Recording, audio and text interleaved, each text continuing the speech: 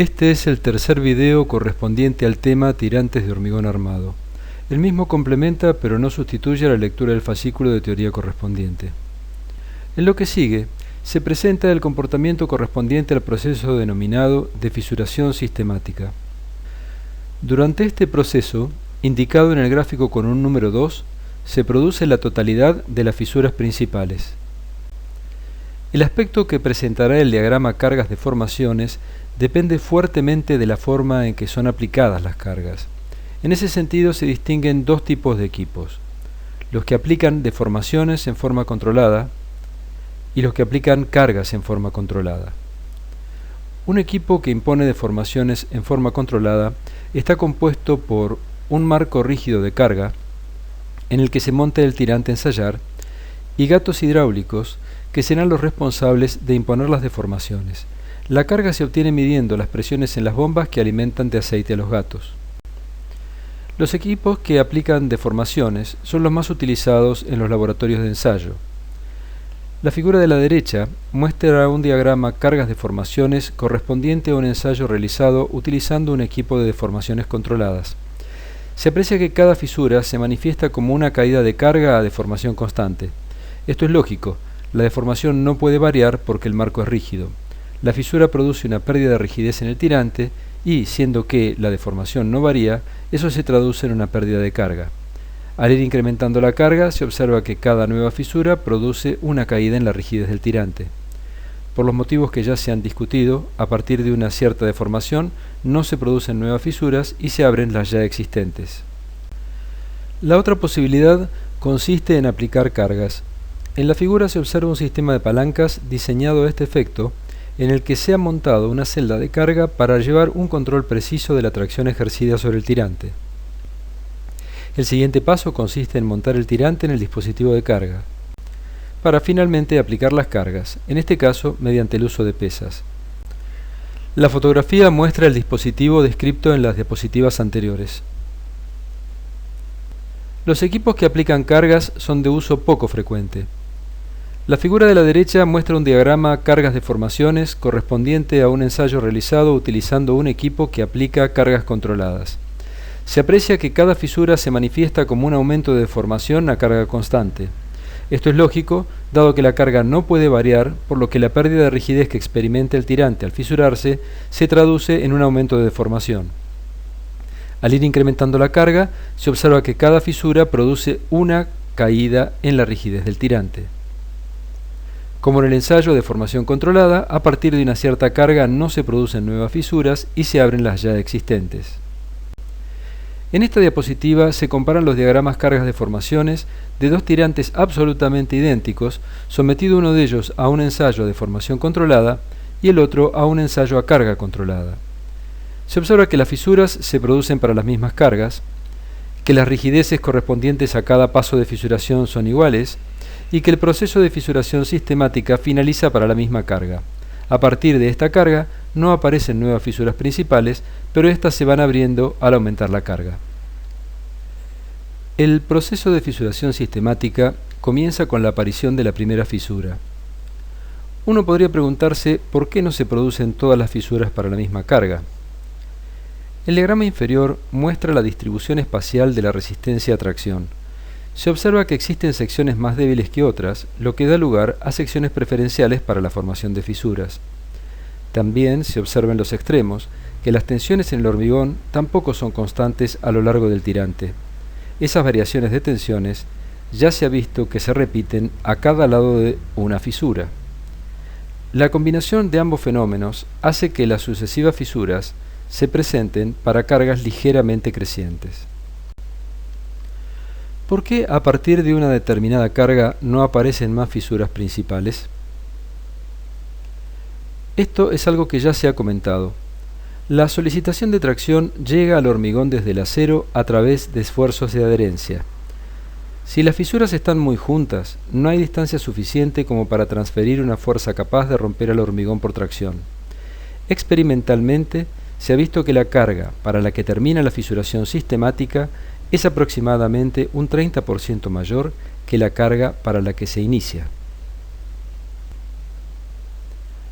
Realizaremos un análisis sobre un tirante en el que acaba de finalizar el proceso de fisuración sistemática, es decir, que para cargas crecientes ya no se producirán nuevas fisuras principales. En verde puede observarse el diagrama de tensiones de tracción en el hormigón una vez que ha finalizado la fisuración sistemática. Se observa que, en coincidencia con las fisuras, la tensión en el hormigón es nula. La tensión máxima a lo sumo puede estar muy cerca de FCT, pero sin superarla. En caso contrario, se produciría una nueva fisura y el proceso no estaría terminado. La distancia mínima entre fisuras, SR0, es aproximadamente igual a la mitad de la distancia máxima entre fisuras, 2SR0. La distancia entre dos fisuras consecutivas necesaria para que las tensiones de adherencia produzcan una nueva fisura es 2SR0. Si en ese momento se produjera una fisura, la distancia entre dos fisuras consecutivas pasaría a ser SR0. En la condición anterior, la tensión mínima pasaría a ser del orden de la mitad de FCT. Debido a la dispersión en la resistencia a tracción del hormigón, los valores anteriores son solo aproximados.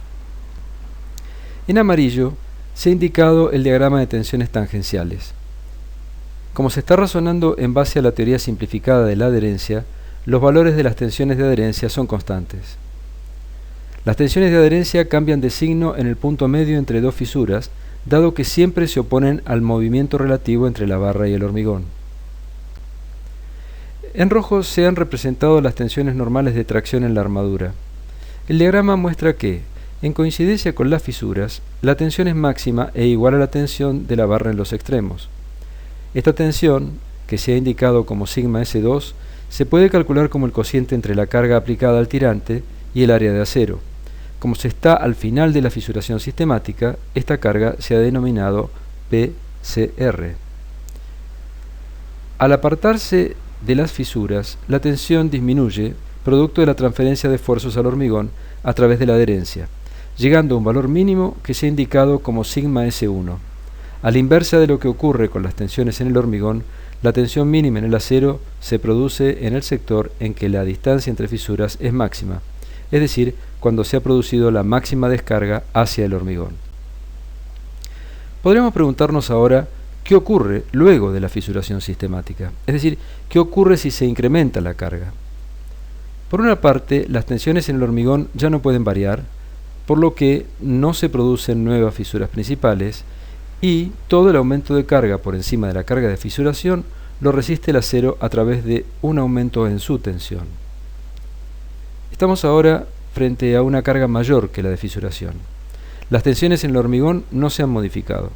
Tal como puede verse en el zócalo inferior del diagrama, las tensiones en el acero se han incrementado en el cociente entre el incremento de carga por encima de la de fisuración y el área de acero, confirmando que cualquier incremento de carga por encima de la carga de fisuración es tomado por el acero.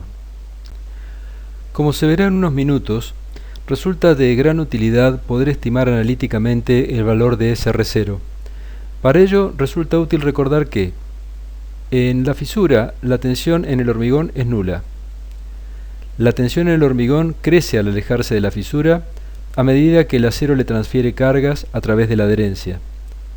Como se supone que las tensiones de adherencia son constantes, la tensión en el hormigón crece en forma lineal al alejarse de la fisura. Una nueva fisura se producirá cuando el hormigón alcance su tensión de rotura, y que la distancia entre una fisura existente y la sección en la que el hormigón alcanza la tensión de rotura se denomina SR0.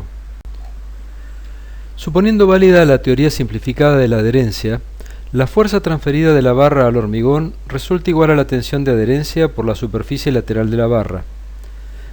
Dado que se está estudiando la sección para la que se alcanza FCT, es decir, la resistencia a tracción del hormigón, la distancia a la fisura es SR0. En estas condiciones, la superficie lateral puede calcularse como el producto entre el perímetro de la barra por la longitud SR0. La fuerza, como ya se dijo, será el producto del área anterior por la tensión de adherencia. Finalmente, puede calcularse la fuerza transferida al hormigón desde la fisura hasta una sección distante SR0 de la misma.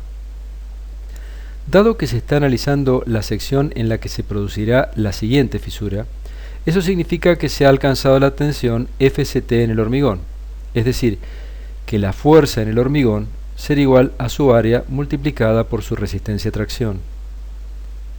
Despejando entre las ecuaciones 1 y 2, se puede obtener SR0 en función de la tensión de adherencia. El valor de esta tensión no es conocido, pero veremos enseguida que para los cálculos prácticos no resultará necesario conocerlo. Se acaba de deducir que SR0 es igual a A sub C por FCT dividido pi dB tau m. La expresión anterior suele expresarse en función de la cuantía geométrica ρ, haciendo la siguiente transformación. ρ como cociente entre el área de acero y el área de hormigón, la ecuación correspondiente al cálculo del área de acero, y entonces SR0 adquiere esta nueva forma, y finalmente, operando, se llega al formato final. Como vemos, el formato final es función de la resistencia a tracción del hormigón, del diámetro de la barra, de la cuantía geométrica y de la tensión media de adherencia. Dado que a una distancia SR0 de una fisura se alcanza la tensión de rotura del hormigón, la distancia entre dos fisuras consecutivas no puede ser mayor que 2 SR0, pues eso daría lugar a la aparición de una nueva fisura. ¿Se puede describir analíticamente el proceso de fisuración sistemática? No, porque la distribución aleatoria de la resistencia a tracción imposibilita saber la ubicación y carga para la que aparecerán cada una de las sucesivas fisuras. ¿Es posible entonces saber la deformación del tirante al finalizar este proceso? Sí, es posible estimar la deformación agregando una hipótesis a la teoría simplificada de la adherencia, referida a la distancia media entre fisuras. Hipótesis adicional a la teoría simplificada de la adherencia. Dado que la mayor distancia entre dos fisuras consecutivas es 2 SR0 y la menor distancia entre fisuras consecutivas es SR0, se supone que la distancia media entre fisuras es el promedio entre ambas, es decir, 1,5 SR0. Dado que resultará útil como referencia, analizaremos en primer término lo que ocurre al someter a una barra desnuda con igual sección que la barra que se encuentra dentro del tirante a una fuerza exterior igual a la fuerza que fisura el tirante. Debe prestarse atención a que este diagrama y los que siguen grafican fuerzas y deformaciones específicas en el acero. Como ya se ha visto, el tirante se fisura para una carga que es igual al producto de la resistencia a tracción del hormigón multiplicada por la sección homogeneizada, es decir, por el área de hormigón multiplicada por 1 más nρ. Para esa carga, el acero estará sometido a una tensión denominada sigma S2, obtenida como cociente entre la carga de fisuración y el área de acero. Finalmente, la deformación específica del acero se obtiene dividiendo la tensión anterior por el módulo de elasticidad del acero. Pasemos ahora al tirante de hormigón armado. Aquí, el máximo nivel de detalle al que puede aspirarse es conocer la deformación media en el acero. Para cuantificarla, se recurre a la teoría simplificada de la adherencia con la hipótesis adicional referida a la distancia media entre fisuras. Al comparar el comportamiento del tirante con el de una barra desnuda, se observa que el tirante de hormigón armado presenta una menor deformación que la barra desnuda debido a la rigidez que aporta el hormigón traccionado entre fisuras. Este fenómeno de rigidización se denomina tensorrigidez en castellano y tension stiffening en inglés. En la figura se muestra un sector de tirante comprendido entre dos fisuras separadas entre sí en la separación media supuesta, es decir, 1,5 SR0. Se ven las tensiones de adherencia que se oponen al movimiento relativo entre el hormigón y el acero. La pregunta es, ¿cómo calcular la deformación media del acero? La respuesta es sencilla, pero no ayuda mucho. Se calcula como el cociente entre la tensión media y el área de acero.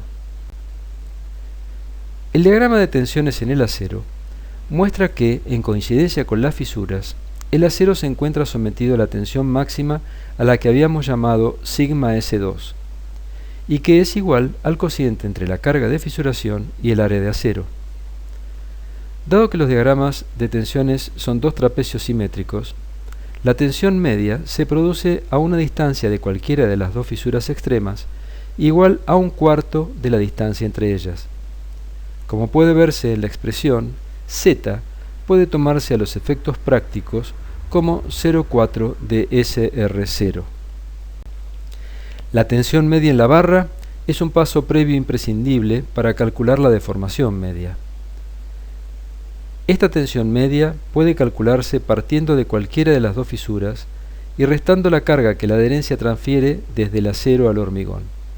Esta carga es igual a la superficie lateral de la barra multiplicada por la tensión de adherencia. Dividiendo la expresión anterior por el área de la barra, se llega a una expresión de tensión media en las armaduras que necesita algo más de elaboración. Reemplazando, se llega a una expresión más compacta, pero que requiere del conocimiento de la tensión de adherencia, valor este no conocido. Partiendo de la ecuación que acabamos de deducir, recordando las expresiones de SR0 y A sub S, y reemplazando, se llega a una expresión para la tensión media en la que no aparece la tensión de adherencia, pero que aún necesita dos pasos más para ser suficientemente práctica. El primer paso consiste en pasar de tensión media a deformación media, lo que se logra dividiendo la tensión por el módulo de elasticidad. El segundo paso consiste en expresar la deformación del acero en una fisura en función de la carga de fisuración. Reemplazando, se llega a la ecuación final que resuelve el problema. Volvamos ahora a los diagramas carga-deformaciones específicas en el acero correspondientes al tirante y al acero desnudo. Esta es la carga de fisuración del tirante. Para esta carga, el acero desnudo experimenta la deformación específica epsilon S2. Para esa misma carga, el acero dentro del tirante experimenta una deformación media igual a epsilon SM.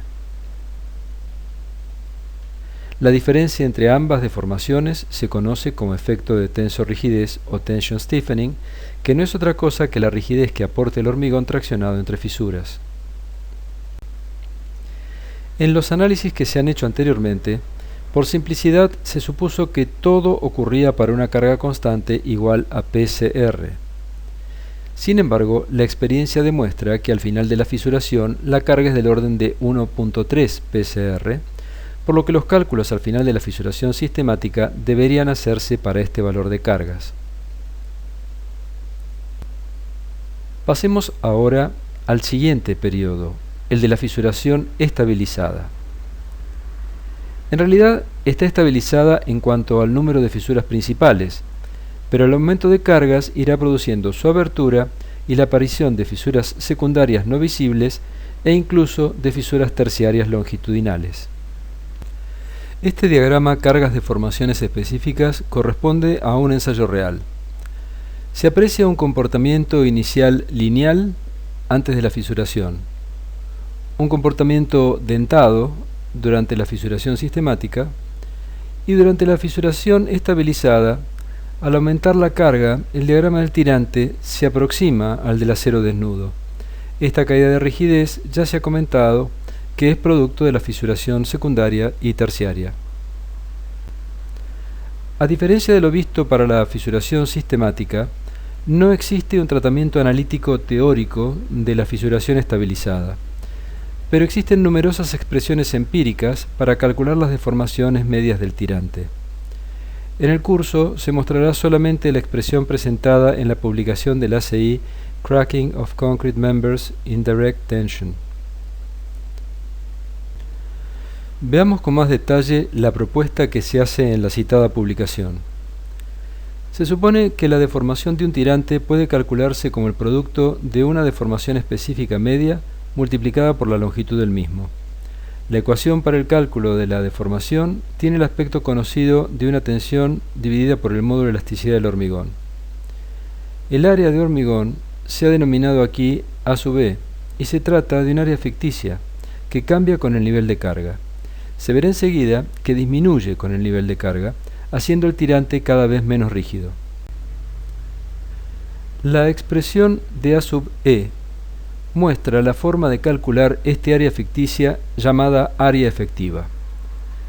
Como puede verse, en ella intervienen A sub CH, que es el área de la sección homogeneizada, y ACR, que es el área de acero homogeneizado hormigón, es decir, los dos comportamientos extremos que pueden presentar las secciones del tirante, la sección sin fisurar y la sección fisurada, pero ambas homogeneizadas a hormigón.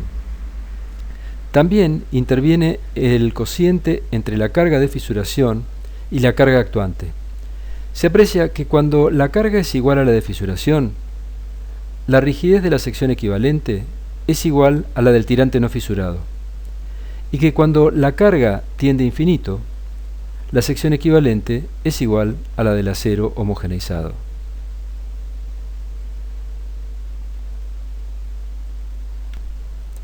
Recapitulando, se ha analizado el proceso de fisuración sistemática marcando las diferencias de aspecto que presentan los ensayos a deformación controlada y a carga controlada. Se analizó el proceso de formación de fisuras y los diagramas de tensiones asociados. Se dedujo la distancia máxima 2SR0 y mínima entre fisuras SR0. Se dedujo la deformación media del acero en el tirante al final de la fisuración sistemática y se valoró la tensorrigidez. Las deducciones anteriores se hicieron a partir de aceptar una hipótesis adicional a la teoría simplificada de la adherencia, consistente en analizar un tirante que experimente una fisuración ficticia y uniforme con distancias entre fisuras iguales a 1,5 SR0. Finalmente, se incursionó en la fisuración estabilizada, para la que se propuso una expresión para el cálculo de deformaciones basada en el uso de un área equivalente que es variable con el nivel de la solicitación.